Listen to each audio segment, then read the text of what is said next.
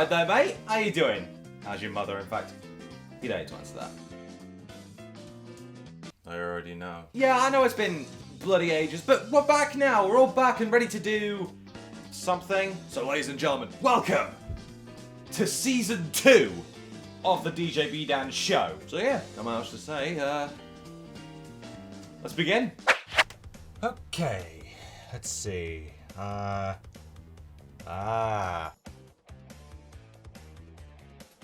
You know what? I feel like playing some Oddworld today. Ugh. Okay then, so let's start a new save file and begin. Oi, mate! Oh, hey, Bandana guy. Where have you been? Well, you know, I've just been sitting here, just patiently waiting for you to come back, just like everybody else. So sad. In fact, no, you remember that nearly 5-month gap between your last couple of videos, mate? The real question is, where the hell have you been? Touché. No, that's not important anymore. What's up? Oh, well, I mean, I just thought that to celebrate your return, I thought I'd get you a present. Oh, hey, cheers, man. I appreciate it. Wait, you don't have money. Oh, well, funny you should mention it. I actually clobbered a pensioner in Courage to get it. You did what? Never mind. Oh, wait, you're holding it right now. Wait, I'm kind of what? Oh, he's gone. Of course he is. Does this mean he got... Oh my god! Oddworld's great.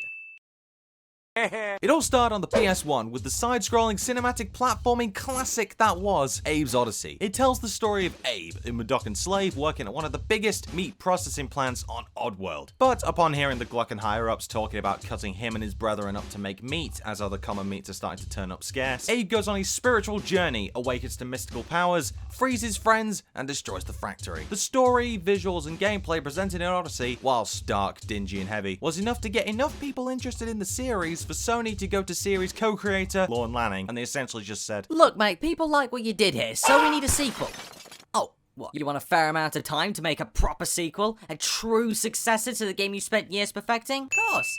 You have 9 months to get the game out. See you next week, Lord. And the game that came out of that 9-month grind was Abe's Exoddus, and this game ended up being twice as big and, in my opinion, twice as good as Odyssey, and this is probably my favourite Oddworld game, period. In short, it's just more of the same. Oddworld inhabitants couldn't exactly do much different with the 9-month deadline, so most of the changes are fairly minimal. Things such as the ability to quick save was added to create an instant checkpoint, and Abe's ability to possess things was given a massive glow up, because in Exoddus, you could possess almost anything for more variety in the gameplay and the puzzles. Hell, the original Odyssey only had 1 disc. This one has 2. Exoddus is twice the game that Odyssey is. But all this aside, with everything Exoddus does right, it just doesn't feel like a sequel. It feels more like an add-on to Odyssey, if anything, what with the near-identical gameplay and the fact that it takes place as soon as Odyssey ends. I mean, if I was to compare it to anything else from the modern day, this is essentially what Miles Morales is to the PS4 Spider-Man game, for example. New elements added onto the same old game with minor tweaks and quality of life improvements,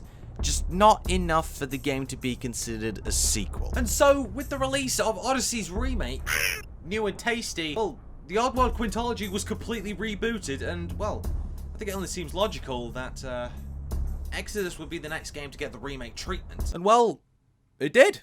It did end up getting the remake treatment. Otherwise, this video wouldn't exist and I'd be talking about something else. Jesus Christ, mate, keep up. Over the next couple of years, we get snippets of info and stills of an up-and-coming game in the Oddworld franchise. A remake of Abe's Exoddus, but it has a little bit of a twist on the end. Originally, Exoddus was going to be a completely different game than what it turned out to be, but of course, time constraints caused it to essentially just be Odyssey again, with a brand new story revolving around the mysterious Soulstorm brew and its effects against the Mudokon slaves, which it did tell very well back on the PS1, but this new game was going to further expand upon it and become the true sequel to Abe's Odyssey, and become the game that was envisioned to happen over 20 years ago. And so, it's finally out. Oddworld Soulstorm. We've been waiting so long to finally play this game. So yeah, lads, grab your loincloths and yeah, look, follow me, as I would say. I'm still working on the impression. Let's begin. Okay, whoa, hold it right there, me. I've got something to say. Right, hello there lads, how you doing? Post-editing Dan here. Now, I'm in the middle of editing this video, so I just thought before we do that, I should give you all a quick disclaimer. Okay, so basically, this game looks and runs phenomenally on the PS5. It's probably one of the best looking games I've seen in a very long time, but you're gonna have to take my word on that, I'm afraid, because all the gameplay you're about to see doesn't really look that great, and here's why. Basically, this is the laptop I run this entire channel off of when it comes to, you know, all that jazz which goes into YouTube video production. And ordinarily when it comes to recording gameplay, I've never really had that much of a problem in the past. But the thing is, when I went to plug it in to the PS5, it went and shit itself and wouldn't let me record in anything higher than 720p. Laptop, mate, why'd you have to go and do that? So yeah, please don't shout at me, this is the best I could do. Other than that, I hope you enjoyed the rest of the video. Peace. So we start things off not too long after the end of Odyssey, or rather, new and tasty, I should probably say. The Mudokons are hanging out in their brand new cave home, drinking Soulstorm brew, and telling stories about how Abe rescued them. Meanwhile, Abe, there he is talking with a shaman Mudokon about how he seems to have vague memories of someone that no one else does. She is supposedly the one who gave him his trademark stitches, but he's told that he doesn't have any time to think about it, or any time to rest, because he'll be discovered soon and needs to consider his next steps. I need to bring this up. Look at our boy Abe over here. My guy looks amazing. Hey, look at his ponytail. We can see now that that is, in fact, feathers on his head, and not a damp sock flopping away on his scalp. Meanwhile, hovering over the cave, here's Moloch. Yes, he's not dead.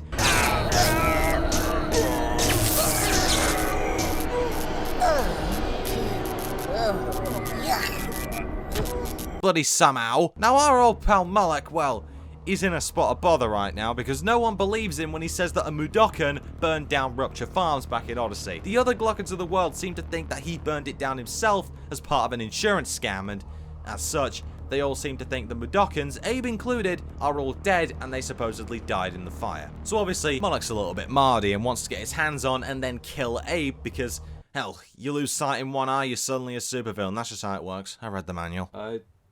Who's this hit fella?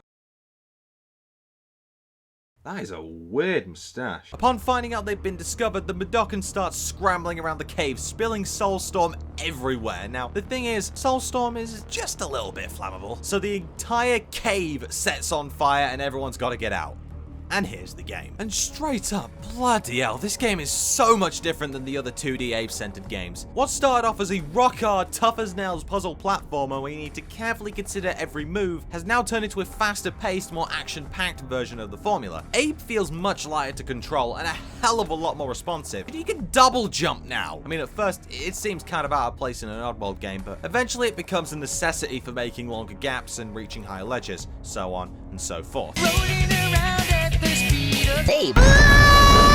Not to mention, Abe can now swing on monkey bars. He's very aerobic now. Upon escaping the fires, Abe finds an injured Mudokon who came here from Soulstorm Brewery. In his last dying moments, he informs Abe about hundreds of Mudokons still slaving away all over Oddworld, all of them knowing who Abe is and that he will eventually come to save them. He hands Abe a pouch containing a shiny piss rock, tells him to locate the Keeper, and then he just dies. Oh, okay. Abe sets off once again to locate all of his Mudokon followers, find the Keeper, and discover the secret sinister undertones of Soulstorm Brew. Right, so how about that gameplay then?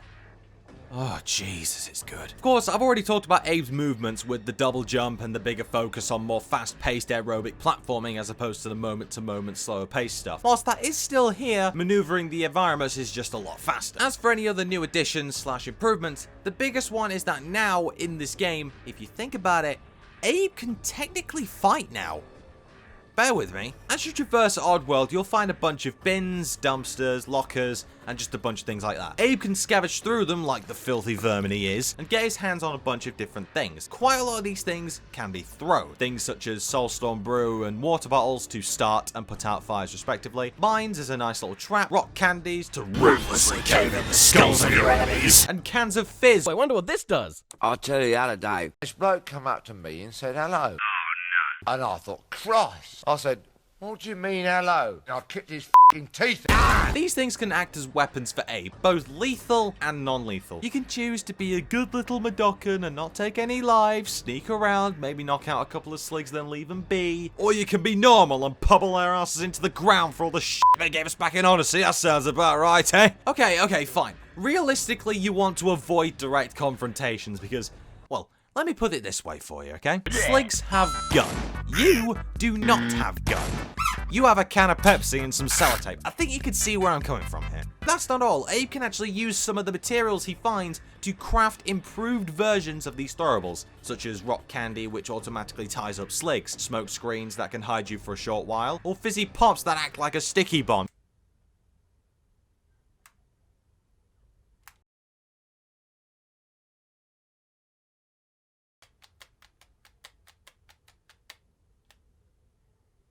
I don't know whether you could tell or not, but I don't have many friends. Abe's trademark possession mechanic returns in this game, but it's slightly different this time. This game actually takes a page out of Munch's Odyssey of all things, and makes it so when Abe chants, a shiny orb will appear for you to control. You can guide this ball to ring bells, possess Sligs, and light up dark passageways. It's pretty bog standard, but now, with the epic power of the Prit Stick 5, it uses the adaptive triggers on the controller to give a bit of resistance on your fingers when you chant, and oh, for anyone who still hasn't gotten your hands on a PS5 yet, loser. It's just as good as people say it is. It feels brilliant. It's just the little things, man. And with the returning possession mechanics, you can possess Sligs to help solve puzzles, or just to kill all the other Sligs in the area to create a safe path for Abe and his followers. And there are a couple of different types. There are the standard ones, which have the machine guns. There are ones with heavy weaponry, or bombs. And there are also flying Sligs, which are basically the same, but they can fly.